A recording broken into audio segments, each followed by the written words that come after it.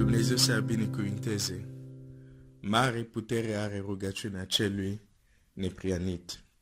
Rugăciunea ta poate face diferență astăzi. Avem mai multe motive pentru care ne îndoim că rugăciunea noastră poate să facă diferență. Rugăciunea ta poate să facă diferență. Și până nu ești convins de acest lucru, poți să te rogi, dar va fi mai mult un exercițiu psihologic, religios, dar fără o schimbare clară, fără să fie marcată diferență.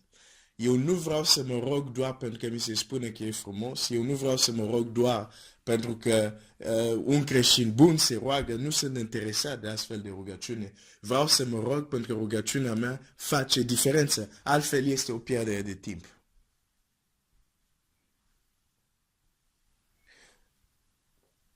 Ne îndoim de ceea ce zice Dumnezeu, suntem partinitori, lăsăm că cotidianul, trecutul negativ și cotidianul lipsit de puterea lui Dumnezeu să ne dicteze și ce se va întâmpla mâine. Pentru că zicem dacă până acum a fost așa, de ce mâine să fie diferit? Tocmai rugăciunea este ceea ce începe că lucrurile să fie diferit. Viața ta nu are nevoie să rămână așa. Poate să se întâmple ceva diferit și tu poți să fii inițiatorul sau punctul prin care începe ceva diferit. Dacă crezi în ceea ce Dumnezeu spune despre tine, un alt lucru care face să nu avem îndrăzneală, să nu credem că rugăciunea noastră poate să facă diferență, este faptul că conștiința noastră ne condamnă. Ne dăm seama că suntem păcătoși. Și realizăm că, fiind păcătoși, de ce Dumnezeu a ascultat rugăciunea noastră? Și aici avem dreptate pe jumate. Într-adevăr, un om trebuie să se teme de Dumnezeu, să se departeze de la rău. Dar atunci când realizezi că ești păcătos, oare este un motiv să nu te rogi? Atunci când îți dai seama că ai greșit sau că viața ta nu este cum ar trebui să fie, oare este un motiv să nu te rogi? Dimpotrivă, tocmai dacă realizezi că ești păcătos, că viața ta nu este cum ar trebui să fie, este momentul cel mai bun să te rogi. Nu mă crezi? Hai să-ți arăt. Găsim în Luca 18, la versetul 10. Doi oameni s-au suit la templu să se roage. Unul era fariseu și altul vameș. Fariseul stă în picioare și a început să se roage în sine astfel. Dumnezeule, îți mulțumesc că nu sunt ca ceilalți oameni, harpareți, nedrepți, procurvari sau chiar ca vameșul acesta. Eu postez de 2 ori pe săptămână, dau zecioală din toate veniturile mele. Oare lucrurile acestea erau rele că face asta? Nu. Dar motivație pentru care le facea. Neprianirea proprie. Ca să vină să se dea mare înaintea lui Dumnezeu, asta era total greșit. Și atunci, o să continui că n-am ajuns la verset care vreau să-l citesc, dar atunci mă gândesc la faptul următor. Dacă eu nu mă duc la Dumnezeu, pentru că consider că nu sunt așa cum ar trebui, atunci înțeleg greșit. Pentru că asta ar însemna că dacă eu eram așa cum ar trebui, adică cum zice fariseul respectiv, dacă eu eram neprianit, adică dacă postam de 2 ori pe săptămână, dau zecioală și așa mai departe, dacă eu eram bine, atunci veneam și arătam asta în fața lui Dumnezeu și Dumnezeu îmi răspundea. De aceea e greșit să te gândești, uite, Eu nu sunt așa nepreanit, deci nu pot să mă rog. Pentru că dacă gândești așa, înseamnă că dacă se întâmplă să fii nepreanit, o să te rogi, dar o să te rogi cu motivația greșită. O să te rogi ca acest fariseu. O să te rogi pentru că, uite ce fapte pot să-ți arăt. Uite ce am făcut. Ăștia celălalt nu fac. Vai de ei. Ai milă de ei, păcătoșilor. Dacă vii să te rogi cu această atitudine, e greșit, nu-i așa? La fel de greșit este atunci când faptele tale nu sunt așa nepreanit, tu să nu te rogi. E la fel de greșit. Pentru că e doar opusul la același atitudine, la același mod de gândire. Dar mai departe, la versetul 13, vameșul sta departe și nu îndrăznea nici ochii să-și ridice spre cer, ci se batea în piept și zicea, Dumnezeule, ai milă de mine, păcătosul. Eu vă spun că mai degrabă omul acesta s-a pogorât acasă socotit neprianit decât celălalt, ca oricine se va înălța va fi smerit și oricine se va smeri va fi înălțat. Extraordinar! Doamne, mulțumesc pentru cuvântul Tău. Simt că viața ta nu e cum ar trebui. Simt că ai păcate. Nu simt, adică știi că ai păcate. Și din cauza asta fugi de rugăciune? Nu. E momentul cel mai bun. După aceea ascult meditația de azi. Dacă te mustră conștiința pentru că ai păcătuit, e momentul cel mai bun să te pui în genunchi și să zici, Doamne, ai milă de mine. Păcătosul care sunt, ai milă de mine. Când viața ta nu este cum ar trebui, nu este un motiv să nu te rogi, este un motiv să te rogi, dar cu atitudine corectă care Domnul ne arată în acest text. Și zice că omul acesta când s-a întors acasă a fost, ce zice Biblia? Zice așa, s-a pogorât acasă socotit, neprianit decât celălalt. Nepriania noastră e ca niște, toate neprianiile noastre sunt ca niște haine mânjite, ne zice Scriptura. Dar în Iisus Hristos suntem socotit neprianit.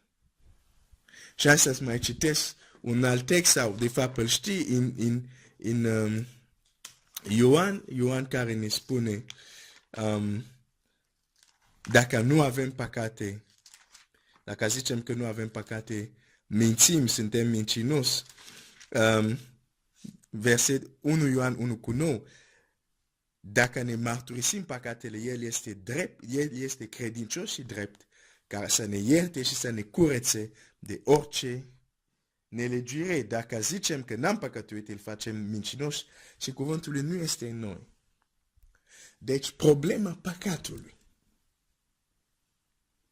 nu ar trebui să te țină departe de Dumnezeu. Da, te ține departe pentru că știu că păcatul ridică un zid, dar tocmai Domnul Iisus Hristos a murit ca zidul să fie dat jos sau că perdeaua să fie ruptă ca să ai acces. Și atunci când ai păcătuit, e momentul cel mai bun să vii să te rogi. Acum nu zic că nu te rogi în alte momente, dar vreau să spun să nu fie o scuză. Să nu zici, pe uite cum este viața mea, nu pot să mă rog. Ba da, acel vămeș și avea o reputație să fie, să aibă o listă lungă de păcate, ca să zic așa, știa, dar nu a lăsat ca păcatele lui să-l departeze de Dumnezeu, a vrut să aducă o schimbare. Și schimbare s-a făcut pentru că s-a dus, s-a smerit, s-a rugat și a plecat de acolo socotit neprianit.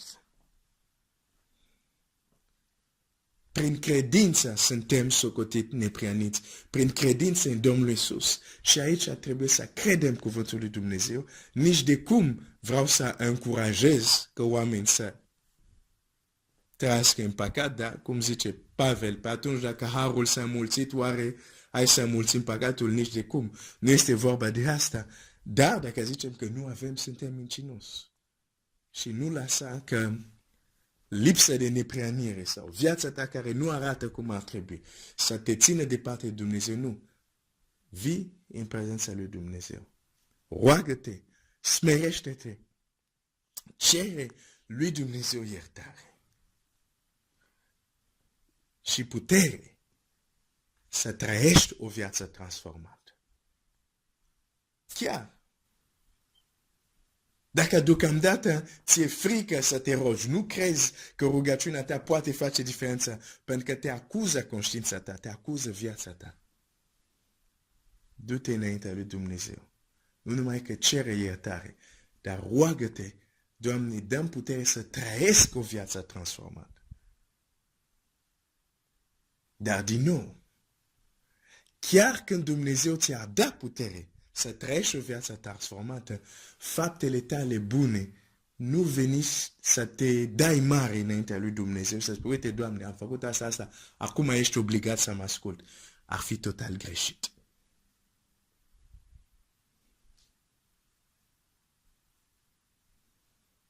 Dumnezeu să te binecuvinteze.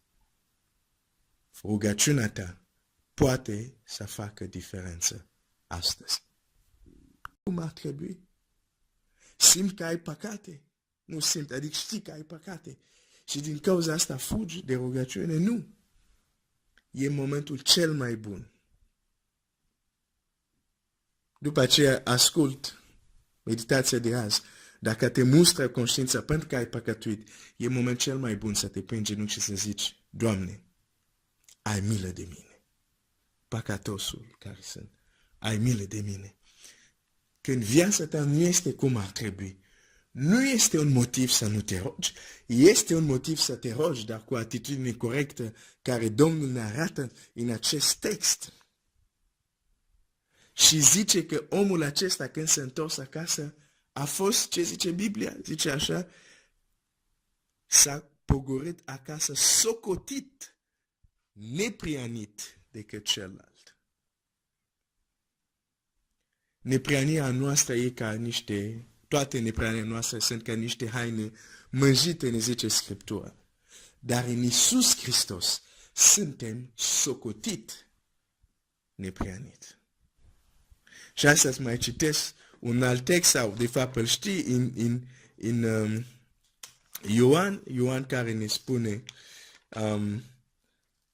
dacă nu avem păcate, dacă zicem că nu avem păcate, mințim, suntem mincinos. Verset 1 Ioan 1:9. Dacă ne mărturisim păcatele, El este drept, El este credincios și drept, ca să ne ierte și să ne curețe de orice nelegiuire. Dacă zicem că n-am păcătuit, îl facem mincinoși și cuvântul lui nu este în noi. Deci problema păcatului nu ar trebui să te țină departe de Dumnezeu. Da, te ține departe pentru că știu că păcatul ridică un zid, dar tocmai Domnul Iisus Hristos a murit ca zidul să fie dat jos sau că perdeaua să fie ruptă ca să ai acces. Și atunci când ai păcătuit, e momentul cel mai bun să vii să te rogi. Acum nu zic că nu te rogi în alte momente, dar vreau să spun să nu fie o scuză. Să nu zici, pe uite cum este viața mea, nu pot să mă rog. Ba da, acel vămeș și avea o reputație să fie, să aibă o listă lungă de păcate, ca să zic așa, știa, dar nu a lăsat ca păcatele lui să-l departeze de Dumnezeu, a vrut să aducă o schimbare. Și schimbare s-a făcut pentru că s-a dus, s-a smerit, s-a rugat și a plecat de acolo socotit neprianit. Prin credință suntem socotit neprianiți, prin credință în Domnul Iisus. Și aici trebuie să credem cuvântul lui Dumnezeu, nici de cum vreau să încurajez că oamenii să trăiască în păcat, dar cum zice Pavel, pe atunci dacă harul s-a mulțit, oare hai să mulțim păcatul? Nici de cum. Nu este vorba de asta. Dar dacă zicem că nu avem, suntem mincinos. Și nu lăsa că lipsa de neprianire sau viața ta care nu arată cum ar trebui să te țină departe de Dumnezeu, nu. Vii în prezența lui Dumnezeu. Roagă-te, smerește-te, cere lui Dumnezeu iertare și putere să trăiești o viață transformată. Chiar dacă deocamdată ți-e frică să te rogi, nu crezi că rugăciunea ta poate face diferența pentru că te acuză conștiința ta, te acuză viața ta, du-te înaintea lui Dumnezeu. Nu numai că cere iertare, dar roagă-te, Doamne, dă-mi putere să trăiesc o viață transformată. Dar din nou, chiar când Dumnezeu ți-a dat putere să trăiești o viață transformată, faptele tale bune nu veni să te dai mare înaintea lui Dumnezeu, să spui, uite, Doamne, am făcut asta, acum ești obligat să mă ascult. Ar fi total greșit.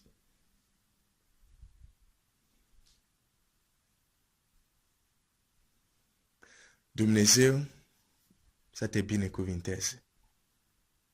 Rugăciunea ta poate să facă diferență astăzi. A vrut să aducă o schimbare. Și schimbare s-a făcut pentru că s-a dus, s-a smerit, s-a rugat și a plecat de acolo socotit neprianit. Prin credință suntem socotit neprianiți, prin credință în Domnul Iisus. Și aici trebuie să credem cuvântul lui Dumnezeu. Nici de cum vreau să încurajez că oamenii să trăiască în păcat, dar cum zice Pavel, pe atunci dacă harul s-a mulțit, oare hai să mulțim păcatul? Nici de cum. Nu este vorba de asta. Dar dacă zicem că nu avem, suntem mincinos. Și nu lăsa că lipsa de neprianire sau viața ta care nu arată cum ar trebui să te țină departe de Dumnezeu, nu. Vii în prezența lui Dumnezeu. Roagă-te, smerește-te, cere lui Dumnezeu iertare și putere să trăiești o viață transformată. Chiar dacă deocamdată ți-e frică să te rogi, nu crezi că rugăciunea ta poate face diferența pentru că te acuză conștiința ta, te acuză viața ta, du-te înaintea lui Dumnezeu. Nu numai că cere iertare, dar roagă-te, Doamne, dă-mi putere să trăiesc o viață transformată. Dar din nou, chiar când Dumnezeu ți-a dat putere să trăiești o viață transformată, faptele tale bune nu veni să te dai mare înaintea lui Dumnezeu, să spui, uite, Doamne, am făcut asta, acum ești obligat să mă ascult. Ar fi total greșit.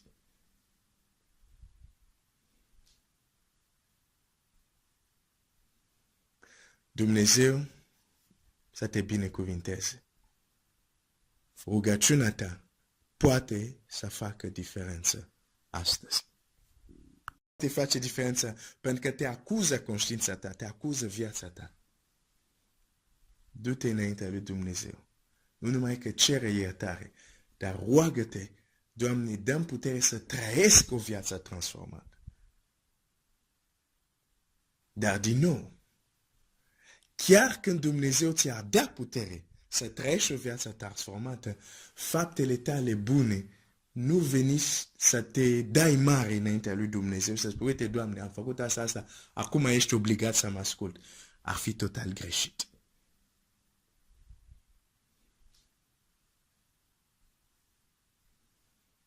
Dumnezeu să te binecuvinteze. Rugăciunea ta poate să facă diferență astăzi. Asta, acum ești obligat să mă ascult. Ar fi total greșit.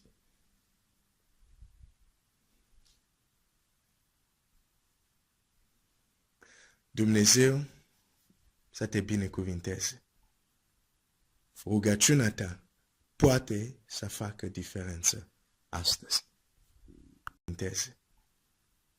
Rugăciunea ta poate să facă diferență astăzi. Facă diferență astăzi.